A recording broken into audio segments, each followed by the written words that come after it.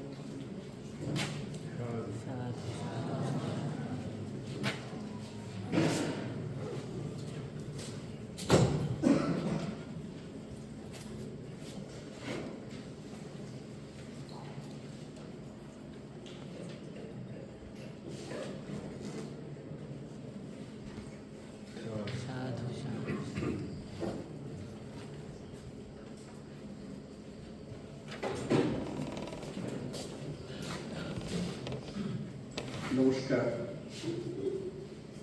বিশ্বভারতী বাংলা বিভাগ আয়োজিত 21তম রথীন্দ্রনাথ স্মৃতি বক্তৃতার এই অনুষ্ঠানে আপনাদের সবাইকে আন্তরিকভাবে স্বাগত জানাই। রথীন্দ্রনাথ ঠাকুরের 137 বর্ষপূর্তি জন্মবর্ষপূর্তি উপলক্ষে আয়োজিত তার নামাঙ্কিত স্মৃতি বক্তৃতার মধ্য দিয়ে রবীন্দ্রনাথকে স্মরণ করব বলে আজ আমরা এখানে সবাই সম্মিলিত হয়েছি।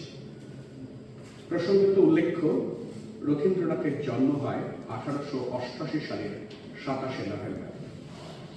বিশ্বভারতী বাংলা বিভাগের রবীন্দ্রনাথের নামাঙ্কিত এই বক্তৃতা আয়োজনের সামান্য ইতিহাস আছে। 2005 সাল থেকে বিশ্বভারতী বাংলা বিভাগের পক্ষ থেকে প্রতি বছর রবীন্দ্রনাথ ঠাকুরের জন্মদিন উপলক্ষে 27 নভেম্বর এই স্মৃতি বক্তৃতার আয়োজন করা হয়। তখন আশ্রমের কেন্দ্রস্থিত শিমুলতলার বাংলা বিভাগ সদ্য উঠে এসেছে বর্তমান বিদ্যাভবন অঙ্গনে। নবনির্মিত বিদ্যাভবন অঙ্গনে বাংলা বিভাগের প্রাপ্ত ঘরগুলির মধ্যে দুটি ঘরের সেই সময় নামকরণ করা হয়, যথাক্রমে দেবেন্দ্রনাথ সভাকক্ষ এবং রবীন্দ্রনাথ পাঠকক্ষ। 2005 সালের 27 নভেম্বর এই উপলক্ষে শুরু হয় রবীন্দ্রনাথ স্মৃতি বক্তৃতা। ওই কক্ষ দুটির নামকরণ এবং রবীন্দ্রনাথের নামাঙ্কিত বক্তৃতাটির প্রস্তাবক এবং প্রধান উদ্যোক্তা ছিলেন তৎকালীন বিভাগীয় প্রধান অধ্যাপক আলপনা রায়। এই অবকাশে তার প্রতি আমাদের সশ্রদ্ধ কৃতজ্ঞতা জানাই। 2005 সাল থেকে আজ 21 বছর যাবৎ নিরবচ্ছিন্নভাবে বাংলা বিভাগ এটি উদযাপন করে আসছে। এমনকি করোনা মহামারীর সময়েও এই বক্তৃতায় ছেদ পড়েনি। অনলাইন ব্যবস্থার মাধ্যমে 2020 এবং 2021 সালে এই বক্তৃতার আয়োজন করা হয়েছিল। আশা করি এই ধারা বাংলা বিভাগের ভবিষ্যতে অব্যাহত থাকবে। 2005 সালে প্রথম রবীন্দ্রনাথ স্মৃতি বক্তৃতা উপস্থাপন করেন শান্তিনিকেতনের স্থাপত্য ও তার নান্দনিকতা বিষয়ে বিশিষ্ট গবেষক শ্রী পূর্ণেন্দু বন্দ্যোপাধ্যায়। সেদিন নামকরণ অনুষ্ঠানের অন্যতম অতিথি ছিলেন বিশিষ্ট অধ্যাপক শ্রী দেবনাথ বন্দ্যোপাধ্যায়। শান্তিনিকেতন ব্রহ্মচর্যাশ্রমের প্রথম ছাত্র পঞ্চকের অন্যতম, প্রতিষ্ঠানটি নানা পর্বে বিবিধ ভূমিকা পালন করে চলা অন্যতম সেবক ও কর্মী, কেন্দ্রীয় বিশ্ববিদ্যালয় পর্বের বিশ্বভারতীর প্রথম উপাচার্য, কবিপুত্র রবীন্দ্রনাথের প্রতি শ্রদ্ধা নিবেদন ও স্মরণ উপলক্ষে এই বক্তৃতার আয়োজন করা হয়ে থাকে। ব্যক্তিগত জীবনে রবীন্দ্রনাথ ছিলেন একাধারে কৃষি ও উদ্যান বিজ্ঞানী, অন্যদিকে বিশিষ্ট শিল্পী, অনুবাদক এবং বিশ্বভারতীর অনলস কর্মী। অধিকন্তু কাব্যবিদ্যা আর চারুবিদ্যার প্রশ্নে সাধারণ মানুষের স্বভাবগত মানসিক জাগ্রত দূর করার ক্ষেত্রে রবীন্দ্রনাথ আজীবন প্রযত্ন করে গেছেন তার নিজস্ব শৈল্পিক সামর্থ্যে। রবীন্দ্রনাথ কার্যত তার জীবনের সর্বস্ব উৎসর্গ করেছিলেন বিশ্বভারতীর কল্যাণের জন্য। তিনি দান করেছিলেন উত্তরাধিকার সূত্রে প্রাপ্তব্যতার যাবতীয় সত্য। তার স্বভাবধর্মের মধ্যে নিহিত ছিল একরকম আত্মবিলোপী প্রকৃতি। এই স্বভাব প্রকৃতির কারণে একসময় আশ্রম আবাসিকদের একাংশের প্রতি তাঁর অন্তঃকরণে জমে উঠেছিল তীব্র ও ঘন অভিমান। আশ্রম থেকে তিনি স্বেচ্ছা দূরত্ব রচনা করেছিলেন জীবনের অন্তভাগ। দূর দেরাদুনে তার প্রয়াণ ঘটে 1961 সালে রবীন্দ্র শতবর্ষ পূর্তির বছরে। বিশ্বভারতী পরিচালনার ক্ষেত্রে রবিরথের সারথি রবীন্দ্রনাথের প্রতি রবীন্দ্রনাথের ছিল এতটাই নির্ভরশীলতা যে অনেকে বিশ্বভারতী বলতে একসময় বুঝতেন বিশ্ব বা রথী। এই অভিনয়ের মধ্যে কিছুটা ঠাট্টা বা স্ট্রেস থাকতে পারে, কিন্তু অভিনয়টি একেবারে নিষ্কারণ নয়। বিশ্বভারতী পরিচালনার প্রতিটি পর্বেই ছিল তার অপরিসীম অবদান। প্রতিষ্ঠানের প্রতি নিবেদিত রবীন্দ্রনাথের স্বক্ষেত্রে আত্মপ্রতিষ্ঠা হয়তো তাতে কিছুটা বিলম্বিত হয়েছে, কিন্তু সেই আত্মত্যাগ তিনি বরণ করে নিয়েছিলেন। যে জীবন তার পিতৃদেবের আরাধ্য সংকল্প সম্পূর্ণ করার জন্য উৎসর্গ করেছিলেন, সেই জীবনের অসমাপ্ত বাংলা আত্মবয়ানটির নাম পিতৃস্মৃতি। পরবর্তীকালে শ্রী ক্ষিতীশ রায় সম্পূর্ণ করেন সেই আত্মজীবনী। জীবন যে তার পিতৃ সংকল্পে নিবদ্ধ এ যেন তারই ইঙ্গিত বাহী। ইংরেজি ভাষায় রচিত তার আত্মজীবনীটির নামকরণেও রয়েছে রবীন্দ্র কাব্যের স্মৃতিসূত্র। On the ages of time নামকরণে ব্যবহৃত শব্দবন্ধটি গৃহীত হয়েছে রবীন্দ্রনাথের ইংরেজি কাব্যগ্রন্থ দ্য গার্ডেনারের একটি কবিতার অংশ বিশেষ। Let your lives like the drums on the edges of time, like dew in the teeth of a leaf. এই মর্মকথাটুকু কবিতা পঙ্ক্তিটির মধ্যে একরকম ভাবে অব্যক্তভাবে ধরা পড়েছে, যেটা অক্ষম আমার অনুবাদে এরকম দাঁড়ায়: সময়ের কিনারে আলন্ত আদরে নাচুক তোমার জীবন, শিশিরের কণা পাতার আগায় নাজুক থাকে যেমন। পিতৃকর্মে নিবেদিত প্রাণ রথীন্দ্রনাথের পিতৃ নির্দেশে কৃষি উত্থান বিদ্যার শিক্ষা গ্রহণ, পিতৃ আজ্ঞাতেই অশ্বঘোষের বুদ্ধচরিত্রের অনুবাদ। বিজ্ঞানের ছাত্র রথীন্দ্রনাথের মৌলিক গ্রন্থ প্রাণ তত্ত্ব ও অভিব্যক্তি একদিকে যেমন তার বিজ্ঞান বিষয়ক নিজের অনুসন্ধিৎসা ও পরিময়ময় জ্ঞানের সাক্ষ্য বহন করে, তেমনি আবার বাংলা ভাষায় রচিত বিজ্ঞান বিষয়ক রচনার উৎকৃষ্ট প্রবন্ধ সাহিত্যের দৃষ্টান্ত হয়ে রয়েছে তা। আমরা বাংলা বিভাগের পক্ষ থেকে বহু কয়েকবার রথীন্দ্রনাথের জীবনের নানা দিক নিয়ে অথবা তাকে কোনোভাবে স্পর্শ করে আছে এমন বিষয় নিয়েই সাধারণত এই স্মৃতিবক্তৃতার বিষয় নির্বাচন করে থাকি। কখনো হয়তো তার বক্তব্য ঘটেছে, তবে এ ব্যাপারে আমরা নিশ্চিত যে রথীন্দ্রনাথের জীবন, কর্ম ও আগ্রহের সবগুলি দিক এখনো আমরা আলোচনা করে উঠতে পারি। তার ব্যক্তি জীবন উপন্যাসের চেয়েও যেন গ্রন্থিযোগী, মনস্তাত্ত্বিক জটিলতার স্তর স্তরান্তরে তাতে বহুল বর্ণময়তা, প্রতিষ্ঠান ও আত্মপ্রতিষ্ঠার দ্বন্দ্বে বিধুর তার ব্যক্তি সত্তা। এবছরের আয়োজনে রথীন্দ্র রবীন্দ্র সম্পর্কে রসায়নের দিকে নতুন রকম আলোকপাত হবে, এই আমাদের প্রত্যাশা। অত্যন্ত আনন্দের কথা, আমাদের প্রস্তাব মতো এ বিষয়ে বলবার জন্য সম্মতি জ্ঞাপন করেছেন আজকের বক্তা, বিশিষ্ট লেখক, অনুবাদক, অভিধানকার শ্রী আশিস লাহিড়ী। তাকে আমরা শ্রদ্ধার সঙ্গে স্বাগত জানাই। আশিসদা মুখ্যত বিজ্ঞানের ইতিহাস ও ইতিহাসের দর্শন বিষয়ে নিরন্তর বিজ্ঞান চিন্তা, বিজ্ঞানের গবেষণার পাশাপাশি তার সামাজিক দায় ও দায়িত্ব নিয়েও তিনি অনুক্ষণ ভাবেন ও লেখেন। গবেষক সত্তা ও সামাজিক সত্তার যুগ্মতায় একটি যুক্তিবাদী মানবিক অনুভূতি সম্পন্ন শুশ্রূষাময় পৃথিবীর অভিমুখে আশিস লাহিড়ীর যাবতীয় পাণ্ডুলিপি আয়োজন। শ্রী আশিস লাহিড়ীর মনোগৃহীত বক্তব্য শোনার জন্য আপনাদের মতো আমিও উন্মুখ হয়ে আছি। সেই শ্রুতি ও মননের মিলনায়তনে আপনাদের সবাইকে আবারও বিশ্বভারতী বাংলা বিভাগের পক্ষ থেকে জানাই সাদর অভ্যর্থনা।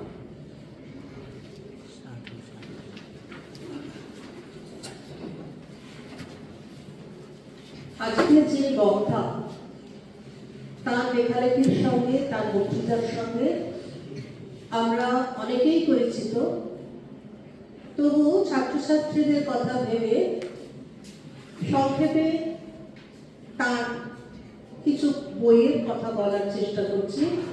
আমাদের বিভাগীয় প্রধান জানিয়েছেন যে তিনি লেখক, অনুবাদক, অভিধানকার এবং তার গবেষণার একটা অভিমুখ হচ্ছে, একটা প্রধান অভিমুখ হচ্ছে বিজ্ঞান এবং সংস্কৃতির যুগ্ম চর্চা, যৌথ চর্চা।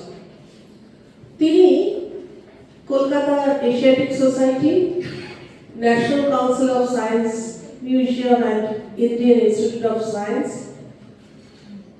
অধ্যাপনা করেছেন এখানে। তিনি জেডি বার্নালের যেটা বিখ্যাত বই সায়েন্স ইন হিস্ট্রি, এই বইটির অনুবাদ করেছেন। এছাড়া আরো অনেক বইয়ের অনুবাদ করেছেন তিনি।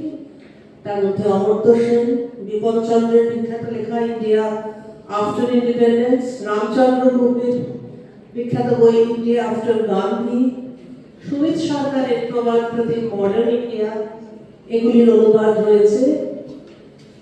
বাংলা বইয়ের মধ্যে তার অক্ষয় কুমার দত্ত আধার হাতে একলা পথিক বা দ্বিশতবর্ষে রাধানাথ শিকদার, এগুলি খুবই গুরুত্বপূর্ণ। বিজ্ঞানের দর্শন ও কার্ল পপার,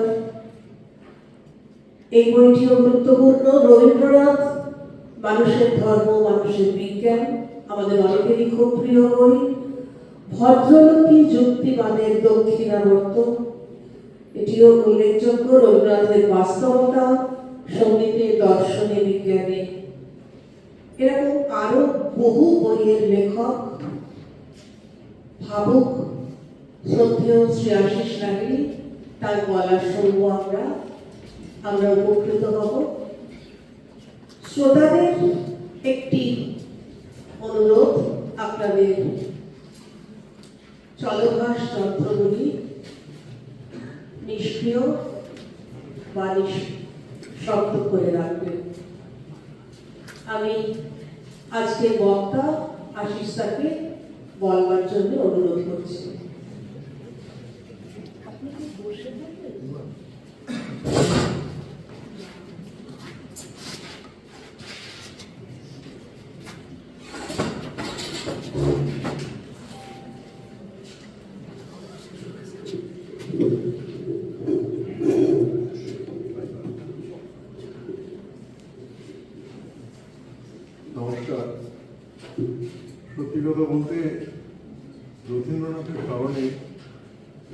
বক্তৃতা দেওয়ার আহ্বান পেয়ে একটু কুণ্ঠিত বোধ করছি, কারণ রবীন্দ্রনাথ নিয়ে অন্য আর পাঁচজন বাঙালির মতো আমি নানা রকম এটা সেটা ভাবনা চিন্তা করি ইত্যাদি। কিন্তু সত্যি কথা বলতে রথীন্দ্রনাথ নিয়ে খুব যে গভীরে গিয়ে চর্চা করেছি এরকম বলতে পারবো না। ওই যেগুলো উনি বললেন, স্মৃতি, on the ages of time বা ওদের চিঠিপত্র, এইগুলোর মধ্যেই আমি মূলত নিজেকে সীমাবদ্ধ রাখবো।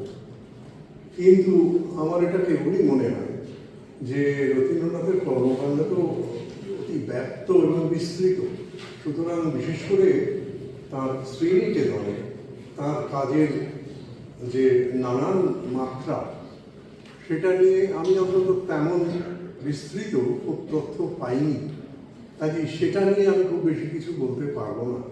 আমি মূলত ওই এই তিনটি জায়গা অর্থাৎ পিতৃস্মৃতি, on the ages of time আর রথীন্দ্র চিঠিপত্র, এর মধ্যে সীমাবদ্ধ থাকবো।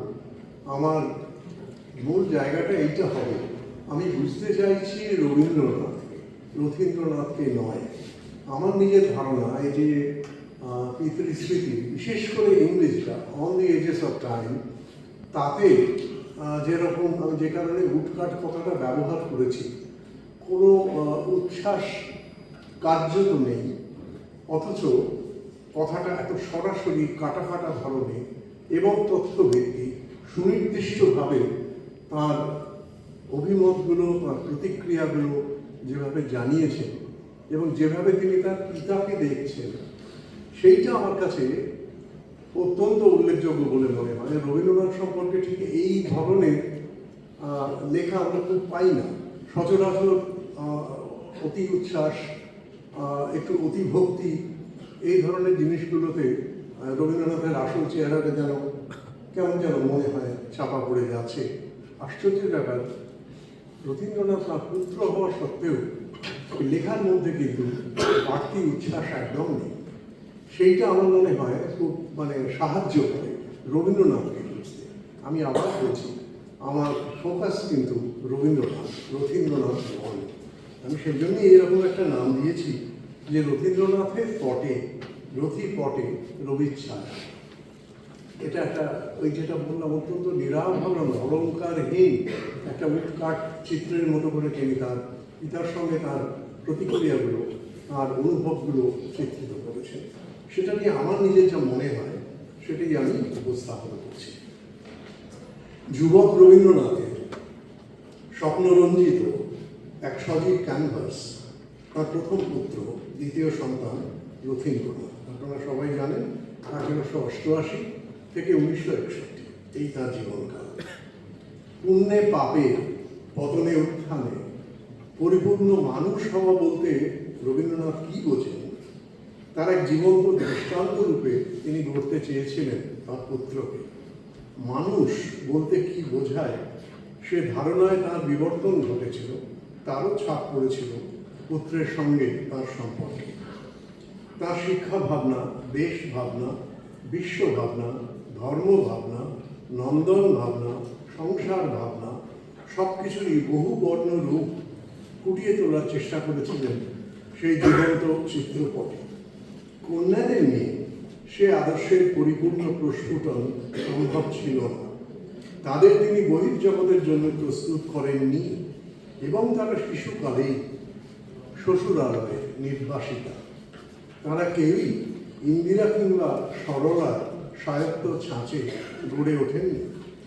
মেয়েদের জন্য সে ছাঁচ রবীন্দ্রনাথের মনোভূত ছিল না।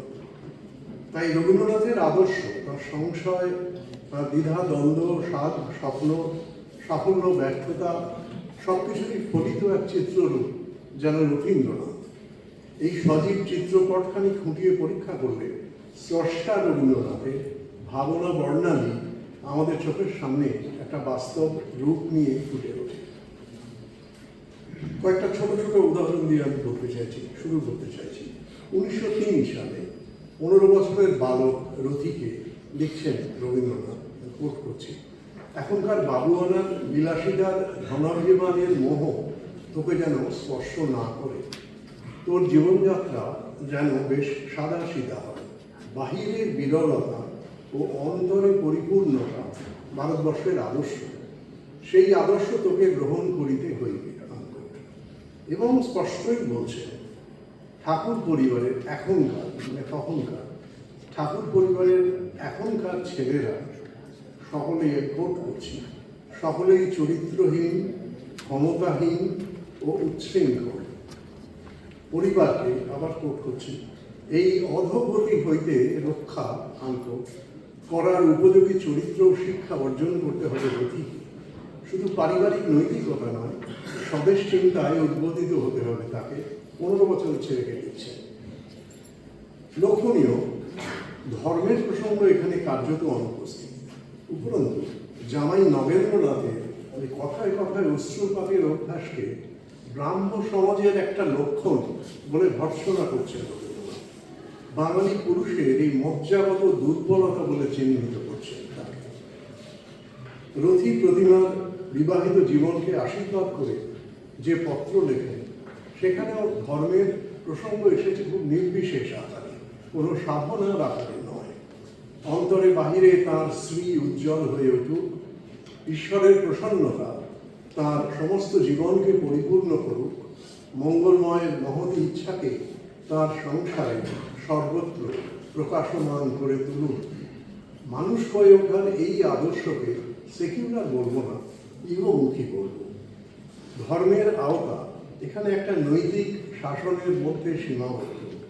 মূল ঝোঁকটা বাস্তব জগতের ওপর, দৈব জগতের উপর নয়, অনেকটা চীনের কনফুসীয় ধর্মের মতো।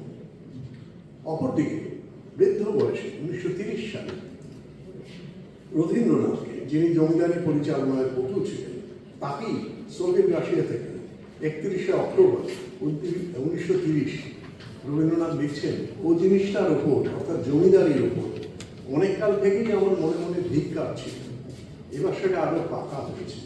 তাই জমিদারি ব্যবসায় আমার লজ্জা বোধ হয়। দুঃখ এই যে আর ছেলেবেলা থেকে পরোপজীবী হয়ে মানুষ হয়েছি। আবার 21শে নভেম্বর 1930 21শে নভেম্বর রথীকে লেখা চিঠি থেকে জানতে পারি, রোমা রোলা প্রমুখ শুভানুধ্যায়ীদের শত চেষ্টা সত্ত্বেও, প্রকাশ্যে মুসলিনী নিন্দা করা সত্ত্বেও, সোভিয়েত রাশিয়া দেখে আসার পরেও মুসলিনী সম্পর্কে রবীন্দ্রনাথের দুর্বলতা কাটেনি। তিনি লিখছেন, প্রফেসর ফর্মিচি, আমি জানি না ফর্মিকি না ফর্মিচি কি উচ্চারণ, প্রফেসর ফর্মিচি বললেন, মুসলিনীকে একটা চিঠি লিখলেই সমস্ত জঞ্জাল সাফ হয়ে যাবে। সেই চিঠি তিনি রথীকেই দেখবার জন্য পাঠিয়ে বলেছিলেন, যদি দ্বিধার কারণ না থাকে পাঠিয়ে দিস, চিরকাল ইটালির সঙ্গে ঝগড়া বাঁধিয়ে রাখা ঠিক নয়। মুসলিনের ফ্যাসিস্ট পরিচয়ে জানবার পরেও বিশ্বভারতীর মঙ্গলার্থে তার সঙ্গে আপোষ করতে চেয়েছিলেন রবীন্দ্রনাথ। একটু অবাক লাগে, কাজটা উচিত হবে কিনা সে বিচারের ভার দিয়েছিলেন পুত্র।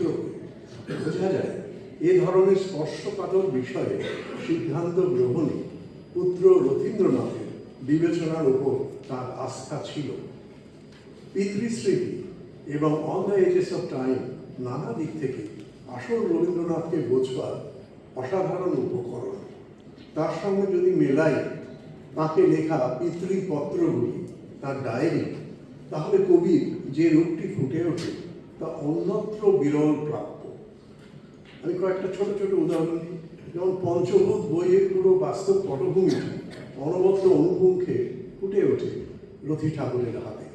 আমি জানতে পারি অনেক পরে তার ডায়েরিতে লিখছেন লন্ডনে যে বিজ্ঞানী অলিভার লজ স্বতঃপ্রবৃত্ত হয়ে রবীন্দ্রনাথের বাসায় এসে জন্মান্তরবাদ নিয়ে আগ্রহ প্রকাশ করেছিলেন।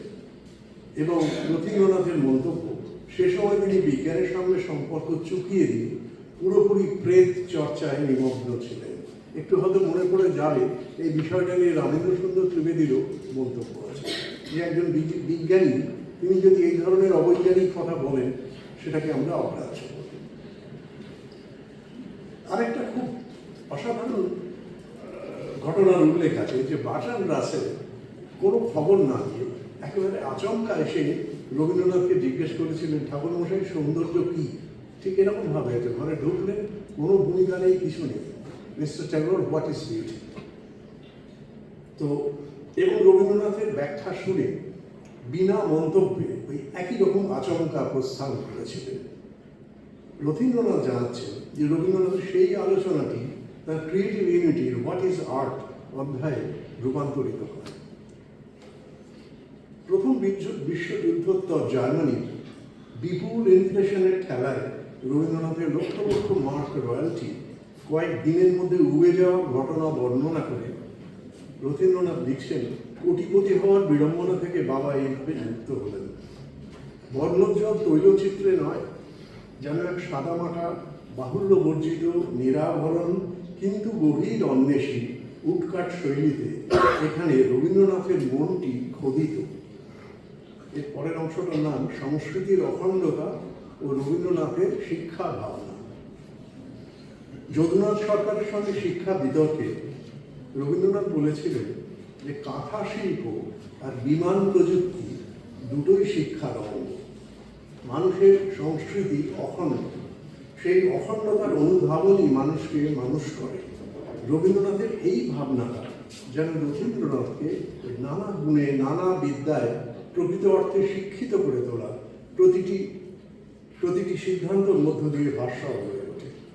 রথীন্দ্রনাথ ছিলেন রবীন্দ্রনাথের এই অখণ্ড শিক্ষা সংস্কৃতি হাইপোথিসিসের প্রয়োগযোগ্যতা যাচাইয়ের জীবন্ত ল্যাবরেটরি। ব্রহ্মচর্যাশ্রম ছাড়া কোনো স্কুলে কোনোদিন যাননি রথীন্দ্রনাথ। প্রাথমিক পাঠ, এস্ট্রাদ বাদন, পিয়ানো বাদন, গান সব শিক্ষাই হয়েছিল গৃহে। সেলাই দফাদার ইংরেজির মাস্টারমশাই বাউন্ডুলের লরেন্স সাহেব, তিনি আবার ছিলেন রেশম গটিপোকা চাষের ওস্তাদ এবং বালক রথী ছিলেন তার ভক্ত। ব্রহ্মচর্যাশ্রমে অন্যদের সঙ্গে হোস্টেলে থেকে সাদামাটা পোশাক, কঠোর নিয়ম ও বিস্বাদ আহারে অভ্যস্ত করিয়েছিলেন পুত্রকে। ধনীর দুলালকে কৃচ্ছ সাধনে শিক্ষা দেওয়ার জন্য রামকৃষ্ণ মিশনের সন্ন্যাসীর সঙ্গে পাঠিয়েছিলেন তখনকার দুর্গম কেদারবদ্রীতে, এবং রথীন্দ্রনাথ খুবই কষ্ট করেছিলেন, অসুস্থ হয়ে পড়েছিলেন। ব্রহ্মবান্ধব উপাধ্যায়ের এবং নিজের দুর্বলতার প্ররোচনায় রবীন্দ্রনাথ কিছুদিনের জন্য এই আশ্রমে বর্ণাশ্রমিক ভাবধারাকে প্রশ্রয় দিয়েছিলেন। তার বিবরণ আছে রথীন্দ্রনাথের লেখাতে। অপরদিকে ব্রহ্মবান্ধব একটি শিষ্য ক্রিকেট খেলোয়াড় রেবা চাঁদ জীবনযাপনেও ক্রিকেটীয় ডিসিপ্লিন চালাতে চাইলে রবীন্দ্রনাথ পছন্দ করেননি, কারণ this clashed with the ideal of freedom and self-determination which he sought in the ashram. এটা ইংরেজিতে পড় করলেন এই জন্য যে ঠিক এই ইংরেজি বাংলাটা পিতৃস্মৃতিতে নেই। তো রবীন্দ্রনাথের সম্পূর্ণতার আদর্শে ডিসিপ্লিন খুব জরুরি, কিন্তু স্বাধীনতা আর আত্মনিয়ন্ত্রণ আরও জরুরি। পরে আমরা জানি যে গান্ধীজির ফিনিক্স স্কুলের ছাত্রদের মধ্যেও যারা এখানে এসেছিল এই অতি ডিসিপ্লিন দেখে তিনি প্রসন্ন হন। কাজে সেই গৃহ ছাড়া লক্ষ্মী ছাড়া না করলেও বৃহত্তর জগতের কষ্ট, আমি ভুল বললাম, বৃহত্তর জগতের কণ্টকে জমিদার পুত্রর পা একটু আধটু কাটুক, আক্ষরিক অর্থে জলে পড়ে গিয়ে সে সাঁতার শিখুক, তিনি তাই করেছিলেন। শুধুই ভাবের ঘরে নিলীন না থেকে কর্মক্ষেত্রে সক্ষম স্বাধীনতা অর্জন করুক, সেটা আন্তরিকভাবেই চেয়েছিলেন রবীন্দ্রনাথ। এন্ট্রান্স পরীক্ষার ফল খারাপ হওয়ার ঝুঁকি নিয়েই ছেলেকে দিয়ে অন্যদের অমতে বিসর্জনে অভিনয় করিয়েছিলেন। চেয়েছিলেন মাইনিং ও অন্যান্য প্র্যাকটিক্যাল বিষয় শিক্ষার জন্য জাপানে পাঠাতে। ছেলের সামান্য পালি জ্ঞান সত্ত্বেও তাকে উদ্বোধিত করেছিলেন বুদ্ধচরিত অনুবাদের কাছে, যাতে সে পালিটা শিখে নিয়ে অনুবাদ করে।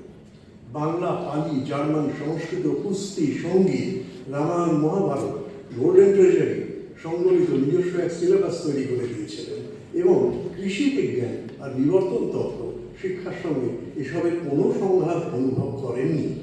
তথাকথিত টু কালচার্সে এক মূর্তিমান নিষেধ রবীন্দ্রনাথ। প্রসঙ্গক্রমে উল্লেখ্য, এটাও রথীন্দ্রনাথের বইতেই আছে যে মৃণালিনী দেবীকেও দিয়েও রবীন্দ্রনাথ মূল সংস্কৃত থেকে রামায়ণের এক সুসংহত অনুবাদ করাতে চেয়েছিলেন।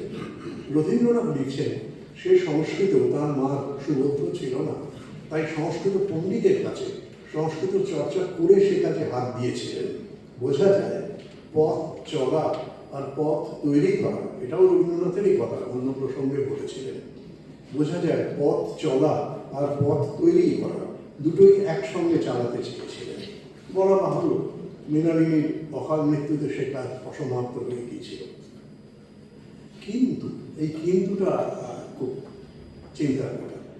কিন্তু নিজের মতো করে এই পূর্ণাঙ্গ মনুষ্যত্বের উদ্বোধন প্রয়াসে বাদ সেধেছিল রবীন্দ্রনাথের শ্রেণী, রবীন্দ্রনাথের পিতৃ নির্ভরতা, তার পরিবার পরিপার্শ্ব এবং তার ঔপনিবেশিক পরিমণ্ডল।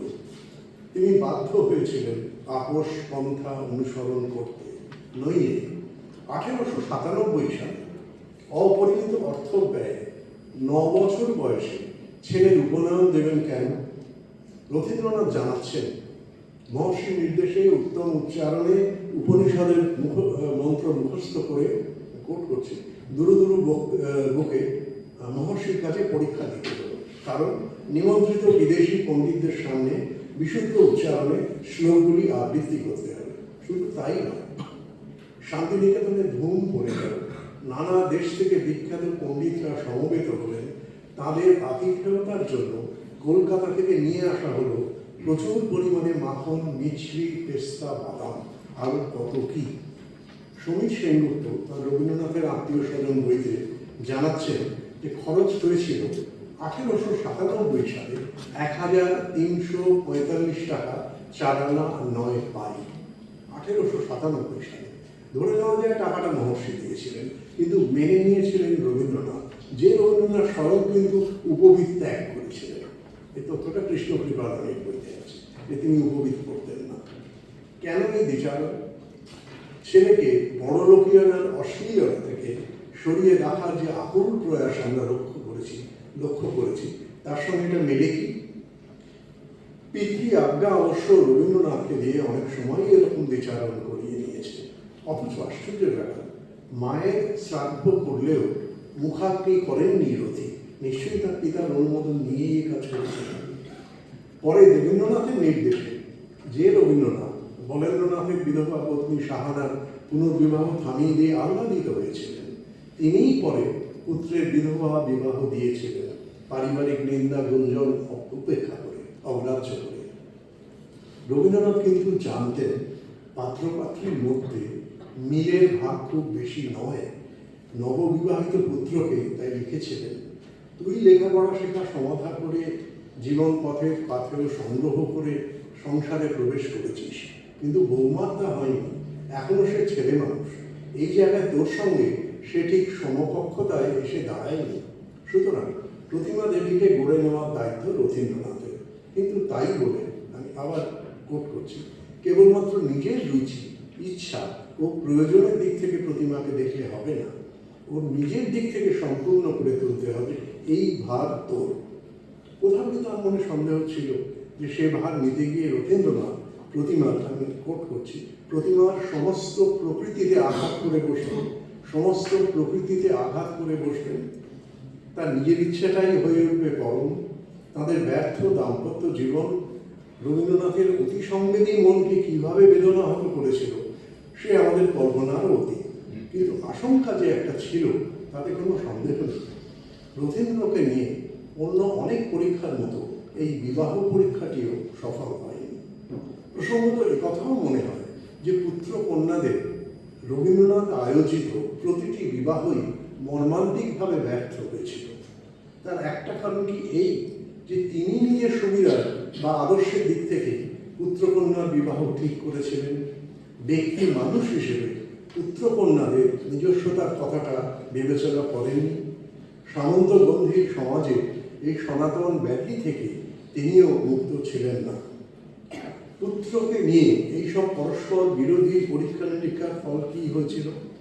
মনে হয় তিনি বুঝেছিলেন, পাবলভীয় পরিভাষায় যেটাকে ব্রেন টাইপ বলে, যে পুত্রের ব্রেন টাইপের সঙ্গে তার এই খানিকটা অনিয়তাকার আদর্শের মিল ঘটানো মুশকিল। কৃষি বিজ্ঞান শেখবার জন্য জাপান হয়ে আমেরিকা যাত্রা ঠিক আগে রথীন্দ্রনাথের সহশিক্ষার্থী, সহযাত্রী, বন্ধু সন্তোষচন্দ্র মজুমদারকে রবীন্দ্রনাথ বলেছিলেন, রথী, ছেলেবেলা থেকে আনন্দ আহ্লাদের মধ্যেই প্রধানত মানুষ হয়ে এসেছে, আজও ও দুঃখকে জানে না। ওর জন্য আমার ভাবনা আছে, আজও ও স্রোতের মধ্যে গা ভাসিয়ে দেয়। কিন্তু এর রিয়াকশন ওর মধ্যে আসবে, সে বড় ভয়ানক স্ট্রাগল। তুমি কাছে আছো, ওকে সাস্টেইন করতে পারবে। বাস্তবে পিতার কাছে নিজের ইচ্ছার অবদমনের মূল্য হয়তো রথীন্দ্রনাথের জীবনকে কিছুটা বিলম্বিত করেছিল। ঈষৎ লঘু উপলক্ষে, লঘু উপলক্ষ মানে গায়ের রং কালো, আমি অন্যদের মতো অত গুণী নই, এসব বলে তিনি বলছেন। তিনি স্বয়ং নিজের হীনমন্যতা কথাটা ব্যবহার করেছেন। আমিও কোটেশনের মধ্যে হীনমন্যতাই লিখেছি। তিনি লিখছেন, তিনি স্বয়ং নিজের হীনমন্যতার কথা লিখে বলছেন, মনস্তত্ত্বে যাকে বলে হীনমন্যতা, তা যেন ছেলেবেলা থেকে আমার মধ্যে থেকে গিয়েছিল। বড় হয়েও তা থেকে সম্পূর্ণ মুক্ত হতে পেরেছি বলতে পারি না। একান্নবর্তী পরিবারের এই অসুবিধা, যাদের কোনো দুর্বলতা আছে, যাদের দেহ মন বলিষ্ঠ নয়, তাদের বহু দুঃখ ভোগ করতে হয়। পরের অংশটার নাম বিপরীতমুখী জীবনাচরণ। এই অবদমনে ক্ষতিপূরণ প্রতিক্রিয়ায় কি পরবর্তীকালে তার মধ্যে জগৎ প্রসিদ্ধ ধনী অভিজাত পুত্রসুলভ বিলাসী প্রবণতা প্রবল হয়ে উঠেছিল পিতার ইচ্ছার সম্পূর্ণ বিপরীত পথে গিয়ে। কয়েকটি উদাহরণ, জ্যোতিরিন্দ্রনাথের ব্যর্থ জলযান বাণিজ্য প্রয়াস ফ্লোটিলাকে 1911 সালে পুনরায় চালু করার খেয়াল চাপে রথীন্দ্রনাথের। যথারীতি সেটা ব্যর্থ হয়, প্রচুর টাকা জলে যায় রবীন্দ্রনাথের। এরকম উদাহরণ আরও আছে। তার চেয়েও বড় কথা, আমি প্রশান্ত কুমার পালের বই থেকে কোট করছি, তার চেয়েও বড় কথা, রথীন্দ্রনাথের রাজসিক চালচলনে পিতার উপকরণ বাহুল্য বিমুখ জীবনাদর্শের বিপরীতে চলার সূত্রপাত এখানে। রবীন্দ্রনাথ এতে ক্ষুব্ধ হয়েছেন, কিন্তু পুত্র স্নেহে এইসব বিলাসিতাকে প্রশ্রয় দিয়েছে। একটু আগে মানববাবু যে বিশ্ব বা রথী কথাটা বলছিলেন, এখানে তার সূত্রপাত হয়েছে। রথীন্দ্রনাথের হবি ছিল, আপনি ভাবুন 1912-13 সালে তার হবি ছিল মোটর গাড়ি চালানো। তখন সারা ভারতবর্ষে কটা লোকের মোটর গাড়ি ছিল বলতে? একটি মোটর কোম্পানি তিনি কিনেছিলেন, যথারীতি ব্যর্থ হয়েছিলেন ব্যবসায়িক দিক থেকে, কিন্তু সেই উপলক্ষে তিনি সগর্বে জানাচ্ছেন যে মোটর গাড়ি চালিয়ে প্রচুর ভ্রমণ করেছিলেন, তিনি খুব ভালো ড্রাইভার ছিলেন। ধনী দুলালদের পক্ষে, বিশেষত আমেরিকান কালচারে অভ্যস্ত ধনী পুত্রের পক্ষে এটা কিছুমাত্র অস্বাভাবিক নয়। কিন্তু রবীন্দ্রনাথ যাকে এখনকার বাবুঘরার বিলাসিতার ধনাভিমানের মোহ থেকে বাঁচাতে চেয়েছিলেন, বাহিরের বিরলতা ও অন্তরে পরিপূর্ণতার আদর্শে দীক্ষিত করতে চেয়েছিলেন, তার নিদর্শনে নয়। শুধু তাই নয়, 1913 সালে তিনি একটি গাড়ি কিনেছিলেন, সেটি সম্পর্কে একটু তথ্য পেয়েছি। 1913 সালে তিনি কিনেছিলেন সিলভা দ্য ইয়াং নামক এক ওলন্দাজ ভদ্রলোক প্রতিষ্ঠিত মিনার্ভা কোম্পানির গাড়ি। কোম্পানিটার নাম মিনার্ভা, এবং বিশেষ করে তাদের নাইট মানে KNIGHT এই নামের KNIGHT নাইট নামের যে ইঞ্জিন, সেটা কি একেবারে নিঃশব্দে চলত এবং সেটা পৃথিবীময় প্রসিদ্ধ ছিল। ইউরোপের কোটিপতি রাজা রাজরা এবং স্বামী হেনরি ফোর্ড সেই গাড়ির ভক্ত ছিলেন। তো নিজের রুচিকে রথীন্দ্রনাথ সেই তারে বেঁধেছিলেন। কিন্তু 6 বছর পর সেই বিলাসবহুল গাড়ি বিক্রি করে তিনি আবার অন্য গাড়ি কিনেছিলেন। আমেরিকা তার নিজের অনবদ্য ভাষায় নগদ বিদায় ও বিজ্ঞাপনের দেশ, তিনি নিজে লিখছেন। আমেরিকা নগদ বিদায় ও বিজ্ঞাপনের দেশ। তো সেখান থেকে ফিরে এসে জোড়াসাঁকোর বাড়ির শিল্প পরিবেশ তার কাছে খুব অদ্ভুত মনে হচ্ছিল। ইউরোপ আমেরিকার বাউন্ডুলে সমাজের নিয়ম ভাঙা আর্টিস্টদের তিনি সচক্ষে দেখে এসেছিলেন। তার সঙ্গে জমিদারি অর্থে পরিপালিত এই অতি অভিজাত অতি শিলিত শিল্প আবহকে মেলাতে পারেননি তিনি। কোট করছিলেন, লম্বা চুল, বিচিত্র পোশাক আর চটকদারি বাগাড়ম্বর এসবের বদলে আবার কোট করছি, কলকাতার বনেদি পরিবারে 8-5 জন যেমন জীবনযাপন করেন, এ বাড়িতে তার ব্যতিক্রম নেই। আমেরিকার বাজারমুখী কেজো দর্শনে অবহিত রথীন্দ্রনাথকে অস্থির করে তুলত শিল্প নিয়ে ঠাকুর বাড়ির অলস ধনী প্রতিভাবান শিল্পীদের এই হেলাফেলা সারা বেলা। তার মনে হল কোট, এই শিল্প প্রতিভার ধারাকে একটা প্রতিষ্ঠানের বাঁধা ধরা রাস্তায় নিয়ন্ত্রিত না করলে তার অনেকটাই অপচয় হবে। তারই ফলে বিচিত্রা ক্লাবের উদ্যোগ। ঠাকুরবাড়ির খেয়ালি সামন্ততান্ত্রিকতায় পড়ল আধুনিক উদ্দেশ্যমুখী পুঁজিতান্ত্রিক বহিঃ সচেতনতার ছোঁয়া। বিচিত্রার শিল্প প্রদর্শনীগুলিতে কারা দর্শক হিসেবে আসতেন? প্রধানত ব্রিটিশ আমলা, অভিজাত দেশি বিদেশি শিল্পরসিক আর ধনীরা। রথীন্দ্রনাথ তালিকা দিয়েছেন। বিচারপতি Woodroffe, N Blount, Lord Carmichael, Lord Ronaldshay, Count Keyserling, William Rothenstein, Anna Pavlova, Kakuzo Okakura, রুশ অভিজাত সংগ্রাহক গোলুবের, কার্পলেস ভগ্নিকর। খুবই চোখ ধাঁধানো সমাবেশ, কোনো সন্দেহ নেই। কিন্তু দেশের মানুষের সঙ্গে কোনো সম্পর্ক আছে কি?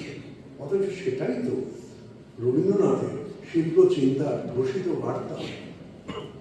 বিচিত্রার অনুষ্ঠানগুলির সাজসজ্জা ও ভোজন আয়োজনে খুঁটিনাটি বর্ণনা থেকে এর নিখাত উচ্চবর্গীয় বৈভব প্রদর্শী চরিত্রটি প্রকট হয়ে ওঠে, যেটা রবীন্দ্রনাথের অখণ্ড সংস্কৃতি আদর্শের সঙ্গে মেলে না।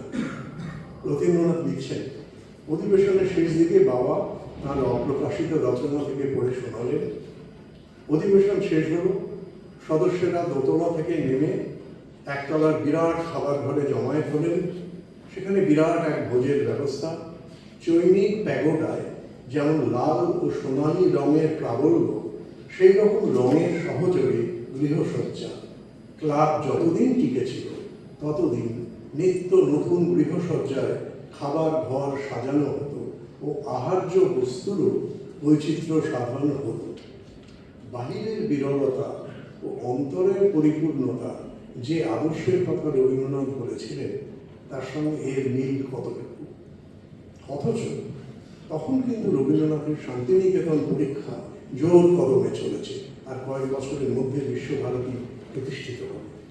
এই বিচিত্রা ক্লাবে ওই অভিজাত শৌখিন আবহ থেকেই রবীন্দ্রনাথ তুলে নিয়ে এলেন নন্দলাল বসুকে, অসিত কুমার হালদারকে, সুরেন্দ্রনাথ করকে, স্থাপন করলেন কলা ভবন।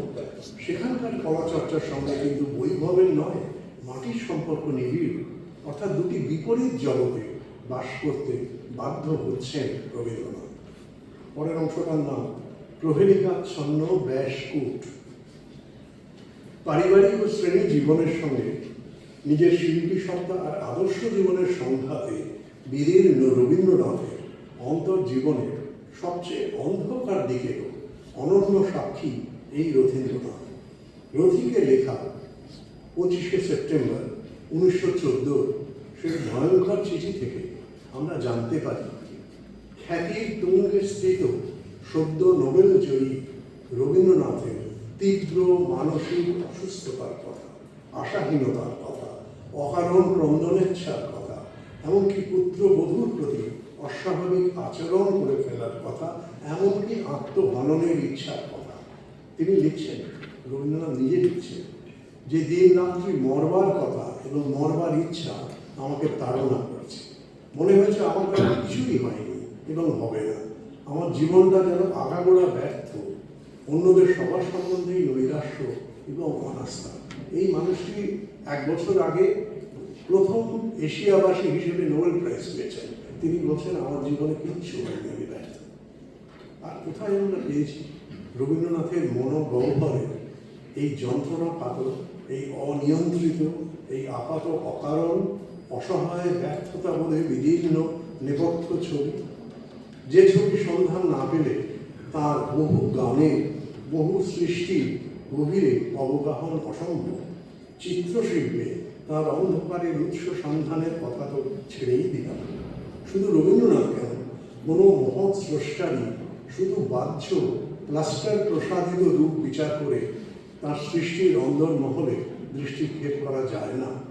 রথীন্দ্রনাথের সৌজন্যে আমরা রবীন্দ্রনাথের সেই প্লাস্টার ভাঙা বেদনাক্ত মগ্ন চেতনের একটা ছবি দেখতে পাই।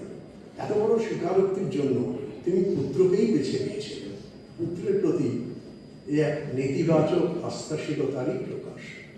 এই ভয়ানক চিঠিখানি প্রসঙ্গে জগদীশ ভট্টাচার্য মন্তব্য করেছেন, জ্যেষ্ঠ পুত্রকে লেখা এই পত্রখানি রবীন্দ্রনাথের ব্যক্তি জীবনে একটি প্রভেদিকাচ্ছন্ন ব্যাসকূট। বুঝতে পারা যাচ্ছে একটি মারাত্মক পরিস্থিতির ফলে পিতার সঙ্গে পুত্র আর পুত্রবধূর যে বিচ্ছেদ ঘটেছিল, কবির দিক থেকে সেই বিচ্ছেদের ব্যবধান ঘুচিয়ে পুনর্মিলনের এই প্রাণান্তকর কথাটা উনি উইদিন কোর্স ব্যবহার করেছেন, পুনর্মিলনের এই প্রাণান্তকর চেষ্টারই বাণীরূপ এই পত্রখানি। বলাই বাহুল্য, পিতা পুত্রের মধ্যে এই মেঘ ক্ষণকালের জন্যই দেখা দিয়েছিল। ব্যক্তি সম্পর্কের মেঘ নিশ্চয়ই মিলিয়ে গিয়েছিল, কিন্তু তার ছায়া ঘন হয়ে বিস্তার লাভ করেছিল অনেকখানি পরিসর জুড়ে। শুধু পুত্রবধূর সঙ্গে কোনো বিশেষ ঘটনার প্রতিক্রিয়া এ বিচ্ছেদ ঘটলে কোনো কথা ছিল না। কিন্তু ওই চিঠিতেই তিনি লেখেন, আমার কনসিয়েন্সে কেবলই ভয়ঙ্কর আঘাত করছে যে বিদ্যালয়ে জমিদারি, সংসার প্রভৃতি সম্বন্ধে আমার যা কর্তব্য আমি কিছুই করিনি। কেবলই মনে হচ্ছিল যখন এ জীবনে আমার আইডিয়ালকে রিয়েলাইজ করতে পারলুম না, তখন মরতে হবে, আবার নূতন জীবন নিয়ে নূতন সাধনায় প্রবৃত্ত হতে হবে। স্পষ্টতই নিজের শিল্পী জীবন ও আদর্শ জীবনের সঙ্গে জমিদারি জীবন আর পারিবারিক জীবনকে তিনি মেলাতে পারছেন না। যে আদর্শে বিদ্যালয় গড়বেন ভেবেছিলেন, তা পদে পদে ব্যাহত হচ্ছে বাস্তবতার আঘাতে। আর সেই আদর্শই তো করতে চেয়েছিলেন পুত্রকে, শ্রেণী ত্যাগের পথে নয়, শ্রেণী পরিচয় বজায় রেখে উদারপন্থী জনহিতের পথে, অশ্লীল ঘন গরিমার পথ থেকে সরে এসে শুদ্ধ সুন্দর সত্যের পথে চলতে। সে আশা তার পদে পদে চূর্ণ বিচূর্ণ হচ্ছিল, শুধু অন্যদের দ্বারা নয়, পুত্রের আচরণে। তিনি উপলব্ধি করছিলেন জমিদারি অবস্থান বজায় রেখে একই সঙ্গে শুদ্ধ সুন্দর আর জনহিতের আইডিয়াল রিয়েলাইজ করা অসম্ভব। তাই কি পুত্রবধূ কিংবা পরিবারের কোনো দ্বন্দ্বকে উপলক্ষ করে মনের তলায় তলিয়ে থাকা এই কঠিন সত্যের উদ্গীরণ হলো। এই সময়কার বেশ কিছু গানে একই সঙ্গে হতাশা, দ্বন্দ্ব ও সাময়িক দ্বন্দ্বমুক্তি, এমনকি আনন্দের ছবি ফুটে উঠেছে। বিশেষ করে রামগড়ে রথীন্দ্রনাথেরই কেনা বাড়িতে অবস্থানকালে 1914 সালের মে মাসে 11 দিনের মধ্যে রচিত 6টি বিখ্যাত গানে এই রহিনু সঙ্গত 14ই মে, চরণধরিতে দিয়েও আমারে 17ই মে, এতে ভিখারি সাজায় কি রঙ তুমি করিলে 19শে মে, সন্ধ্যা হলো গো মা 20শে মে, আকাশে 2 হাতে প্রেম বিলায় 21শে মে, এবং এই তো তোমার আলোক দেন, সেটাও 21শে মে। এই শেষোক্ত গানটি, অর্থাৎ এই তো তোমার আলোক ধেনু, যেদিন লেখেন সেদিনই অ্যান্ড্রুসকে একটি চিঠিতে লেখেন ইংরেজিতে। আমি বাংলা করার চেষ্টা করেছি। তিনি লিখছেন, আজ আমার নিজেকে এই পাহাড়ি ওক গাছগুলোর মতোই তো তেজালো মনে হচ্ছে।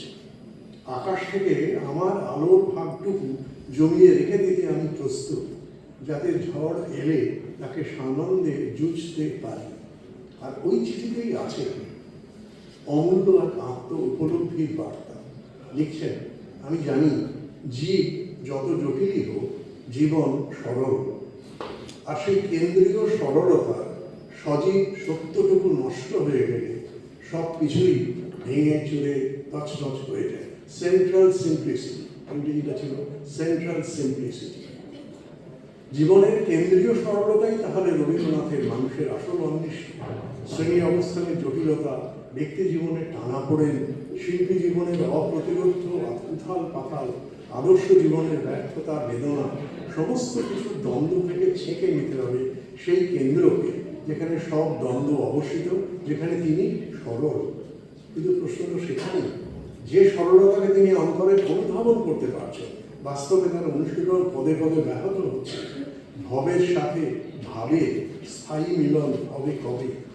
বাহ্য আড়ম্বরে, মন ভোলানো অনুষ্ঠানে, সাজসজ্জায় যেটা চাপা দেওয়া যায়, কখনো কখনো কোনো বিশেষ উপলক্ষে সেটা ভাব ভাঙে, বেরিয়ে আসে অন্তরের অন্তঃপুর থেকে। 1919-20 সালের একটি চিঠি থেকেও বিশ্বভারতীর আদর্শ সম্পর্কে রবীন্দ্রনাথের চিন্তাধারার সঙ্গে অন্যদের দ্বন্দ্বের আভাস পাওয়া যায়। তিনি লিখছেন সে সম্বন্ধে, অর্থাৎ এই আদর্শ সম্বন্ধে অনেক তর্কের অবকাশ আছে।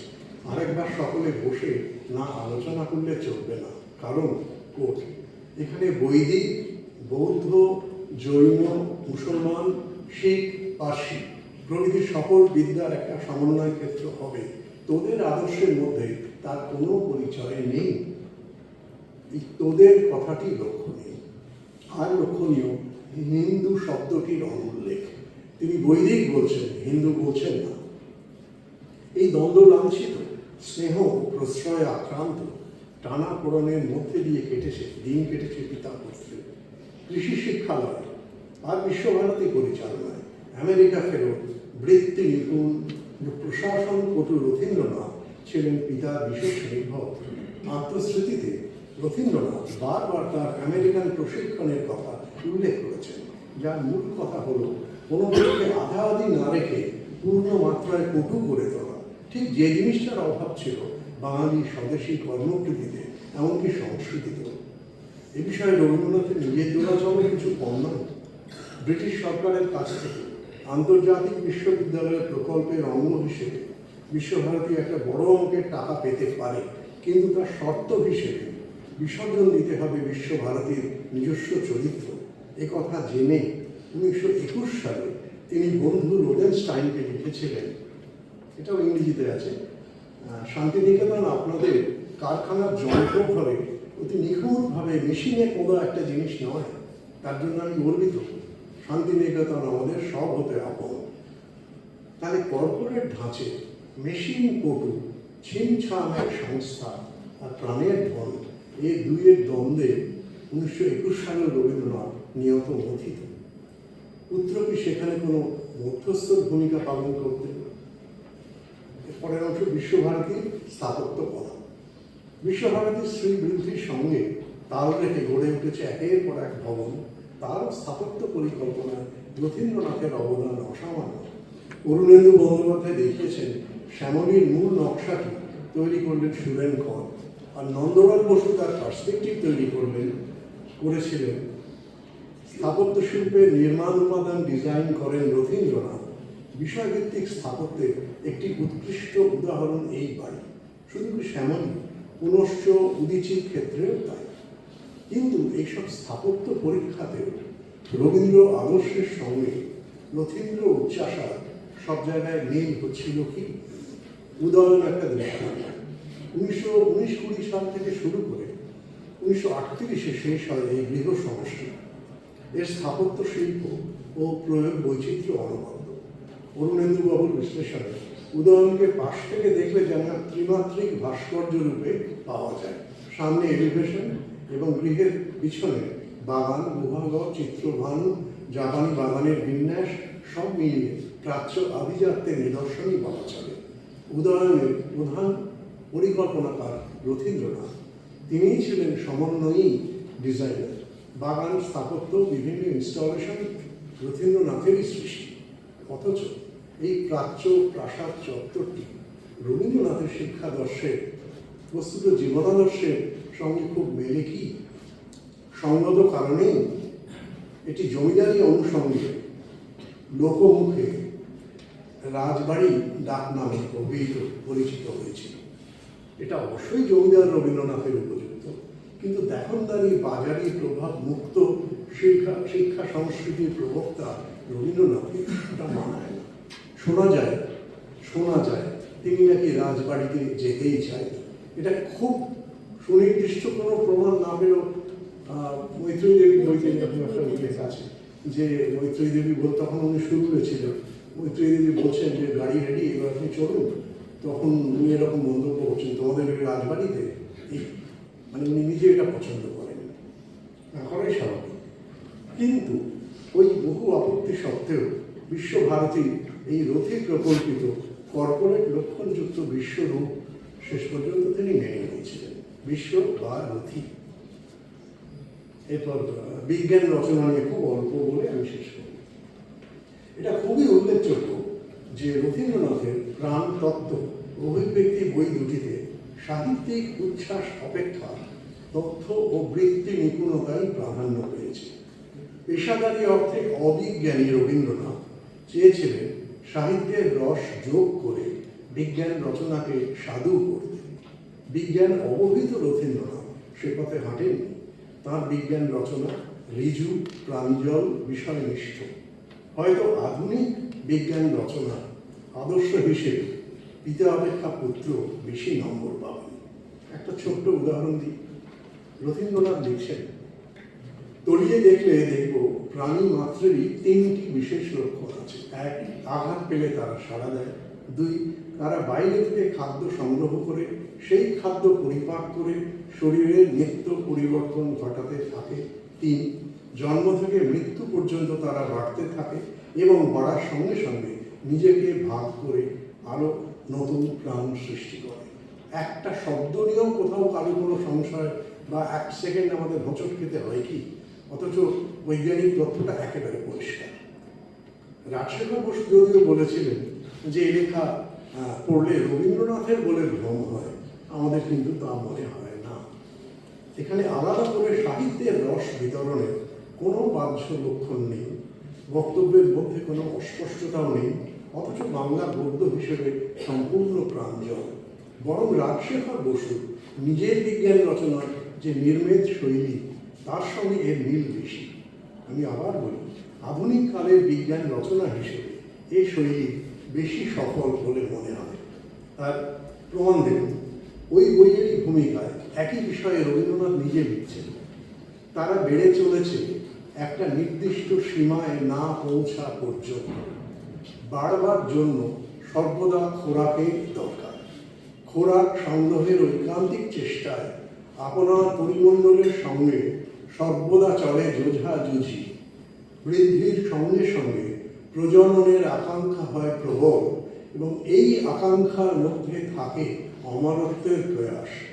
জগতের রঙ্গমঞ্চে এই যে একটি নাটকের অভিনয় চলেছে, দর্শক হিসেবে তা দেখবার কিছু চেষ্টা করা গেছে এই বইতে।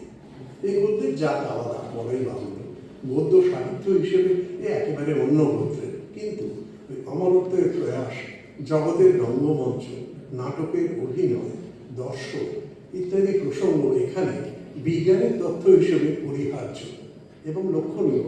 রথীন্দ্রনাথ এগুলো পরিহারই করেছিলেন। এরপর আমি উপসংহারে আসি। সব মিলিয়ে তাহলে আমরা এই সিদ্ধান্তে আসতে পারি যে বৃহত্তর জীবনাদর্শের ছাঁচে রবীন্দ্রনাথ গড়তে চেয়েছিলেন পুত্রকে, তা সফল হয়নি। ব্যক্তি মানুষের নিজস্ব প্রবণতার বিপরীত ছাঁচে ঢালতে গেলে ফল অনুকূল হয় না। অপরদিকে পিতার মূল আদর্শের বিপরীত পথে হাঁটলেও নানা গুণের আধার রথীন্দ্রনাথ নিজ গুণে বহু কৃতিত্বের অধিকারী এবং বিশ্বভারতী তার সুফল ভোগী। পিতার হিমালয় সদৃশ্য ছায়ার আড়ালে কাজ না করে নিজস্ব কোনো ক্ষেত্রে স্বপ্রতিষ্ঠ হতে পারলে হয়তো তার অজস্র গুণের প্রকৃত উদ্ভাস হতো। আসলে রবীন্দ্রনাথের নিজের জীবনের নানান দ্বন্দ্বই রথীন্দ্রনাথের এই তথাকথিত ব্যর্থতার মধ্যে প্রতিফলিত। রবীন্দ্রনাথ নিজেই কি পেরেছিলেন তার শিল্পী সত্তার সঙ্গে তার শ্রেণীগত, আদর্শগত, রাজনৈতিক দ্বন্দ্বের সমাধান করতে? সেই সংঘাতে উঠ কাটে আঁকা রূপ আমরা পাই রথীন্দ্রনাথের জীবনে, কর্মে, রচনায়। একটা এখানে যে রেফারেন্সগুলো ওগুলো লেখাটায় দেওয়া আছে, আমি আর পড়লাম না।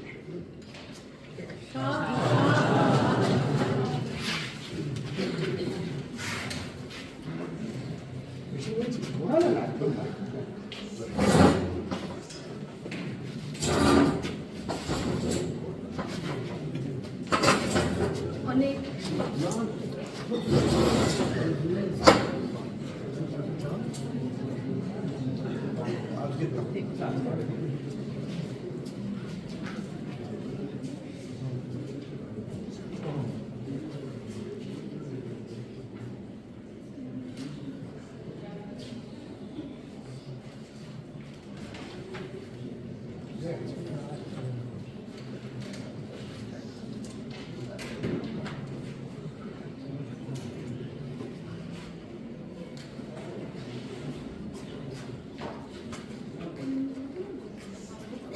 আজকে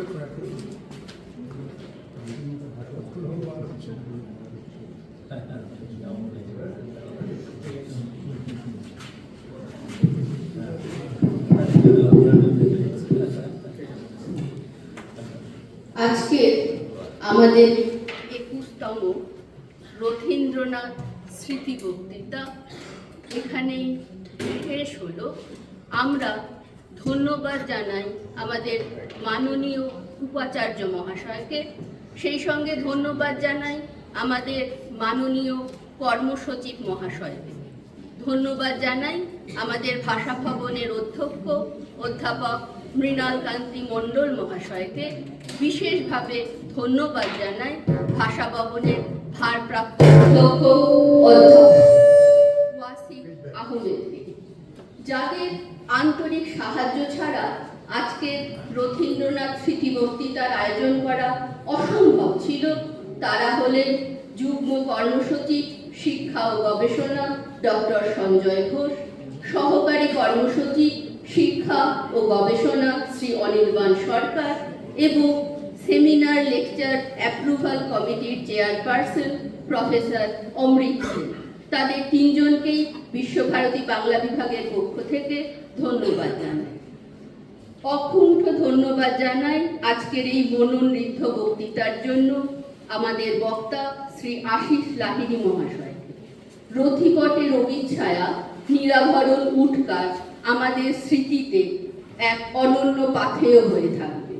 ব্যক্তি জীবনে আমরা দেখলাম তার আলোচনার সূত্রে যে বলেন্দ্রনাথের বিধবা পত্নীর প্রতি তার আচরণ, আবার তিনি প্রতিমা দেবীকে নির্বাচন করবেন পুত্রবধূ হিসেবে।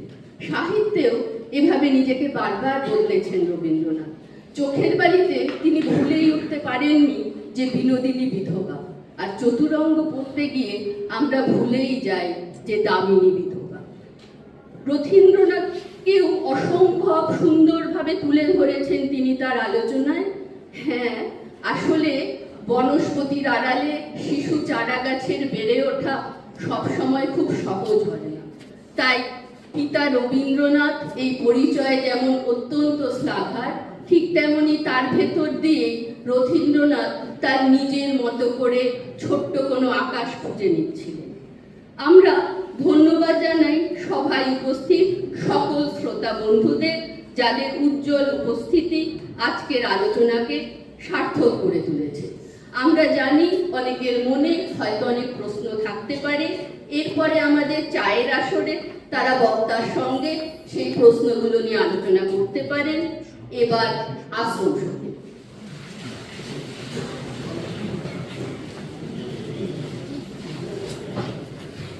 আমাদের শান্তি নিকেতন, আমাদের শান্তি নিকেতন, সে যে সবতে আপন, আমাদের সবতে আপন, আমাদের শান্তি নিকেতন। আমাদের শান্তি নিকেতন, তার আকাশ ভরা করে মোদের দোলে হৃদয় দোলে, তার আকাশ ভরা করে মোদের দোলে হৃদয় দোলে, মোরা বারে বারে দেখি তারে নিত্যই নূতন, আমাদের শান্তি নিকেতন। আমাদের শান্তি নিকেতন, মোদের তরু মোদের মেলা, মোদের খোলা মাঠের খেলা, মোদের নীল গগনের সোহাগ মাথা সকাল সন্ধ্যা বেলা, মোদের তরু মোদের মেলা, মোদের খোলা মাঠের খেলা, মোদের নীল গগনের সোহাগ মাথা সকাল সন্ধ্যা বেলা। শালের ছায়া মিথি বাজায়, ভোরের কলগীতি সদায়, শালের ছায়া মিথি বাজায়, ভোরের কলগীতি সদায়, পাতার গাছে মেতে আছে আমলকি কানন, আমাদের শান্তি নিকেতন। আমাদের শান্তি নিকেতন, আমরা যেথায় মরি ঘুরে, সে যে যায় না কবু দূরে, মোদের মনের মাঝে প্রেমের সে তার ধারা যে তার সুরে,